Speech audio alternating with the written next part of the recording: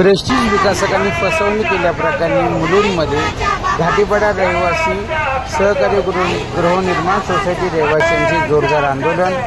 राहत्या ठिकाणीच घरे द्या, रहिवाशांची मागणी।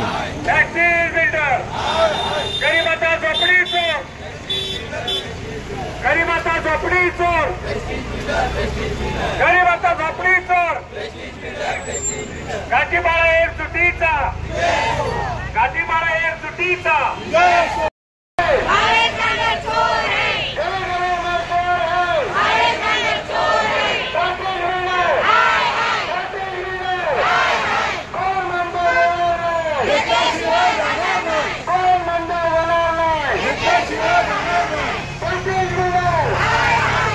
आमची मागणी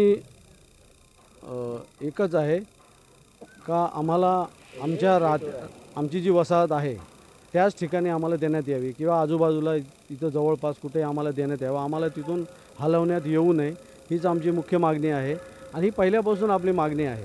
आणि तसं आम्हाला लेखी प्रेस्टीज बिल्डर यांच्या लेटर पॅडवर लेखी आम्हाला दिलेलं आहे का तुम्हाला राहत्या घराच्या जागेवरतीच तिथेच आजूबाजूला कुठेही किंवा तिथेच त्याच ठिकाणी पुनर्वसन इमारत बांधण्यात येतील। परंतु त्यांनी नंतर यांनी पलटी मारली का आम्ही तिथं देत नाही आणि जो SRA यांनी प्रपोजल प्लॅन दाखल केलेला आहे तो आमच्या यांच्या प्लॉटमध्ये असे 3 स्लम वेगवेगळे आहेत आणि तिन्ही स्लम क्लस्टर नंबर जो आहे तो वेगवेगळा आहे। 067, 68 आणि क्लस्टर 69। 067 हा उदयनगर येथील आहे, 68 हा वाळकाबाई चाळ स्वस्तिक सोसायटीचा आहे आणि आमचा 069 T069 असा आमचा घाटीपाडा आहे। आणि आमच्या त्या क्लस्टरमध्ये 370च्या आसपास झोपड्या आहेत। तर आमचं म्हणणं होतं का ह्या वसाहती ज्या तिन्ही स्लम आहेत या एकमेकांशी लांब आहेत, जवळजवळ नाही आहेत आणि क्लस्टर नंबर वेगळा आहे। तर त्या आधारे आम्ही यांच्याशी बरेच वेळा बोलणी झाली पण ते ऐकायला तयार नाहीत। ते फक्त भूलथापा देतात, आपल्याला इथं देतो तिथे देतो, परंतु ते आमच्या जागेवर आम्हाला बांधून द्यायला तयार नाही। लेखी जे एकदा देऊनसुद्धा त्यांनी पलटी मारली। यासंबंधी 33-38 त्यांनी नोटीस पण आणलेली आहे। आम्ही AGRCकडे पण गेलो पण SRAमध्ये बिल्डरचं वर्चस्व असतं, AGRCमध्ये पण आमच्या विरोधात निकाल गेला। तर आता डेमोलिशनची ऑर्डर आमची 11 तारखेची आलेली आहे। तर त्यासाठी आम्ही इथं आंदोलन करत आहोत की आम्हाला आमच्या जागेवर द्यावा आणि काहीतरी सेटलमेंट करावी। यासाठीच आम्ही विकासकाला आमचा विरोध नाही आहे। आम्हाला पुनर्वसन इमारत बांधून द्या, आमच्या आजूबाजूला द्या।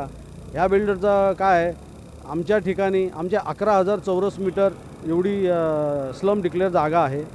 त्यापैकी त्यांनी तिथे हॉस्पिटल 9,000 रिझर्वेशन आमच्या इथं नाही आहे, ते दुसरीकडे आहे। ते आमची वसाहत तिथून काढून तिथे त्या हॉस्पिटल ठेवायचा किंवा बांधायचा प्लॅन आहे। तर तिथे आमचं रिझर्वेशन नाही आहे, तरीसुद्धा यांनी जबरदस्ती आम्हाला ते 33-38 नोटीस आम्हाला तिथं हलवण्यासाठी काढलेली आहे। ऐकत नाही आमचं। तर हेच आणि यांनी उदयनगर क्लस्टर 67 इथेही असंच केलं। अर्ध्या लोकांना फोडलं, बाकीच्या लोकांना 33-38च्या नोटिसा पाठवल्या, घाबरून लोकांनी घरं खाली केले। त्याचप्रमाणे वाळकाबाई चाळ स्वस्तिक सोसायटी इथेही त्यांनी काय केलं, तिथे तर एकही जण तयार नव्हता। हळूहळू एकेकाला तयार करून चेक दिले आणि धमक्या दिल्या, काही लोकांना फोडलं, एकाचे 2 घरं करा, तुम्हाला एकाचे 2 घरं करून दिलं, दुसरा पात्र करू, हे अशा लालच देऊन त्यांना तिथेही फोडलं। 33-38ची नोटीस आली, डेमोलिशनला पोलीस पण आले, तिथे लोक घाबरले का डेमोलिशन म्हणून मजबुरीमध्ये ते सरेंडर झाले। आणि काही 4-5 आदिवासींची घरं होते तिथे, त्यांनी ते जबरदस्तीने बायकांना घरातून खेचून बाहेर काढले, भांडी फेकले यांनी। तर 4-5 घरं पोलिसांचा बंदोबस्त घेऊन राहिलेले 4-5 घराचं निष्कासन केलं या क्लस्टर 68मध्ये। ते त्यांनी दोन्ही वसाहती खाली करून घेतलेत आणि त्या 2 वसाहती तो म्हणतो माझी मेजॉरिटी आहे 51-53%। यांनी काय केलं, एकेकाला असंच हाताशी धरून झोपड्या खाली करून घेतल्या। आता बोलतो माझ्याकडे मेजॉरिटी आहे, आता घाटीपाडाला म्हणतो तुम्ही खाली करा। तोच प्रकार इथेही चालवला आहे का तुम्ही पण खाली करा, माझ्याकडे मेजॉरिटी आहे। आपला AGRCमध्ये ते गेले, SRAमध्ये पण सुनावणी झाली, परंतु तो म्हणतो माझ्याकडे मेजॉरिटी आहे आणि सगळ्या भ्रष्ट कारभार सगळ्यांना आपल्याला माहितीच आहे। आमच्याशी कोणताही करारनामा केलेला नाही आहे, आमच्याशी कोणाची सही नाही आहे आमची कोणाची। आणि एकाही नागरिकाची संमती नाही आहे, तरीसुद्धा जबरदस्तीने हा प्रशासनाला हाताशी धरून अन्याय आमच्यावर करत आहे. झोपडे तोडण्याची आता 11 ते 14 या दरम्यान पोलिसांचा बंदोबस्त त्यांनी मागितलेला आहे घरं पाडण्यासाठी.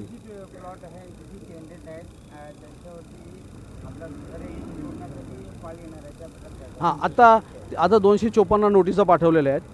आमचे 370 घरं आहेत, पण असं आहे आमचे 11,000 चौरस मीटर स्लम आहे. त्यापैकी 7,000 किंवा 8,000 आमचं 254मध्ये येतो, हा याच्या हद्दीत येतो. आणि उर्वरित 116 कायदी घरं जे आहेत ते आमच्या क्लस्टरमधलीच आहेत आणि लागूनच आम्हाला आहेत. त्या घराची जागा केलं का त्या डेमोलिशनच्या अगोदर जर प्रेस्टिज बिल्डरने आम्हाला आमचं समाधानकारक जर याचा चर्चा केली तर आम्ही करायला तयार आहोत, आम्ही त्याला प्रतिसादही देऊ. परंतु यांची दादागिरी चालू आहे आणि अधिकृत प्रतिनिधी हे भावेश गांगर साहेब कोणते आहेत तर त्यांची दादागिरी चालते, फाडाफोडी करायचं कामं यांची चालूच आहेत. कोणतंही कन्सल्ट घेतलं नसताना, कोणतीही संमती घेतली नसताना जोर जबरदस्तीने हा प्रोजेक्ट आमच्यावरती लादतोय ही अतिशय निंदनीय गोष्ट आहे. एवढा मोठा बिल्डर असूनही तो असे कृत्य करतोय. ते कृत्य प्रॅक्टिस बिल्डरला एवढीच मागणी आहे की आम्हाला कुठल्याही मान्यता नाही घेताना तुम्ही SRMमधून सगळे कामं करून घेतले की दबावमध्ये की काय जे पण काय ताकद असली तुमची ताकद दाखवून आमचा सर्वे नाही झाला, आमच्या LI नाही झाली, आमचे GA नाही झाल्या, काय नाही होताना आम्हाला तुम्ही 33-38 नोटीस पाठवले. आज दुसरी वेळा नोटीस आली, माझ्या हातातच नोटीस आहे. नोटीसमध्ये 2 घाटीपाडा रहिवाशांच्या वतीनं हे आंदोलन करण्यात आलेलं आहे. या आंदोलनाला त्यांची एवढी मागणी आहे की आम्हाला आहे त्या ठिकाणीच आम्हाला घर मिळावं. पण या विभागामध्ये 3 स्लम आहेत आता मगाशी अध्यक्षांनी सांगितल्याप्रमाणे, आणि वेगवेगळ्या ठिकाणी ते स्लम बसलेले आहे. या लोकांची बायोमॅट्री न करता, या लोकांचं कन्सल्ट न घेता, या लोकांना मिटिंग न बोलावता डेव्हलपरनी याच्या जोरावर म्हणजे 51% जोरावर आणि 51% कसे घेतलेले ते आता रामभाऊ जयस्वाल अध्यक्षांनी सांगितलेलं आहे. त्याच्या जोरावर हे करण्यास डेमोलिशन करण्यास डेव्हलपर प्रशिक्षित डेव्हलपर हा तयार झालेले आहे. पण गोरगरिबांना घरं तोडून गरिबांचे जे भांडेकामं करणारे लोक आहेत, जे रिक्षा चालवणारे लोक आहेत, जे 10-15-20 हजार रुपये घेणारे पगार अशी लोक त्या ठिकाणी राहतात. अशा लोकांचं सुखसुविधा डेव्हलपरनी पाहिली पाहिजे. डेव्हलपर अशा लोकांना घरं दिली जातात, यांचं मत आहे की आम्हाला आहे त्या ठिकाणीच पाहिजे. बिल्डर दुसऱ्या ठिकाणी घर देतो, म्हणजे त्याच्या आजूबाजूच्या परिसरामध्ये येतो, पण तेही चाळी सिस्टमने देतो. म्हणजे या ठिकाणी चाळीत जरशी 50-60 घरं आहेत, तसं एका पहिल्या घरात गेलं की 60व्या घरात आपण जाऊ शकतो. म्हणजे पैसेवाल्याला जी बिल्डिंग असते एका माळ्यावर 5 रूम 6 रूम आणि आम्हाला 60 रूम, या दृष्टिकोनातून बिल्डरनी त्या लोकांनाही म्हणजे तुमचं SRA प्रोजेक्ट असा आहे की तुमचं उंचीमान सुधारावं, झोपडपट्टीचं उंचीमान सुधारावं तर 40 माळे नेलेत म्हणजे उंचीमान सुधारण्याचा तो वेगळा प्रयत्न केलेला आहे. पण 60 घरं आहेत, एका माळ्यावर 60 घरं, म्हणजे पहिल्या रूमपासून 60व्या घरामध्ये तो माणूस जाऊन फिरून येऊ शकतो त्याच माळ्यातून. त्यामुळं सर्वसामान्य गोरगरीब भांडेकाम करणाऱ्या महिलांवर, रिक्षा चालवणाऱ्या माणसावर हा अन्याय झालेला आहे. ह्या अन्यायाच्या विरोधात या लोकांनी कोर्टामध्ये गेलेले आहेत, SRAमध्ये गेलेले आहेत. पण सर्व हे अधिकारी म्हणा, बाकीचे सगळे म्हणा, ह्या लोकांचं असं मत आहे की हे सगळं पैशावर चालतं आणि हा प्रकार चालू झालेला आहे. पोलिसही आंदोलन करत असताना यांचा रस्त्याने आंदोलन होता SRAला जायचा आणि प्रशिक्षित डेव्हलपरला भेटण्याचा. तोही पोलिसांनी सांगितलं तिकडे जाऊ शकत नाही. म्हणजे पोलिसही यांच्यावर एक प्रकारे झोपडपट्टीधारकावर ते बोलू शकत नाही, ते आता त्यांना बोलता येत नाही. आमची जी मागणी आहे ती आमची पुरी केली पाहिजे. आम्हाला त्याच्यातलं बिल्डरला आम्ही काही हरकत करीत नाही, पण आमची जागा आहे आम्ही 40 वर्ष झालं 50 वर्ष झालं हे जाग्यामध्ये, आमच्या जाग्यामध्ये त्यांना द्यावा, आम्हाला एवढीच विनंती आहे त्याला. आम्हाला काही जास्त त्याला काही सतवायचं पण नाही आणि त्यांना पण आम्हाला काही सतवायचं नाही. आम्ही इतके दिवस राहणारे लोक इथं आहेत, मग त्यांना आमची मागणी पुरी केली पाहिजे ना. हां, मग आता तुमचे त्याला असं वाटत नाही गाय गरीब किती आहेत, काही बायका काम करून खोल्या मिळवल्यात, आमच्या खोल्या आमच्या जाग्यामध्ये द्या, बाकीचे तू जी जागा आहे ती तू सांभाळ ना. हां, बाकी दुसरं काय आम्हाला बोलायचं नाही.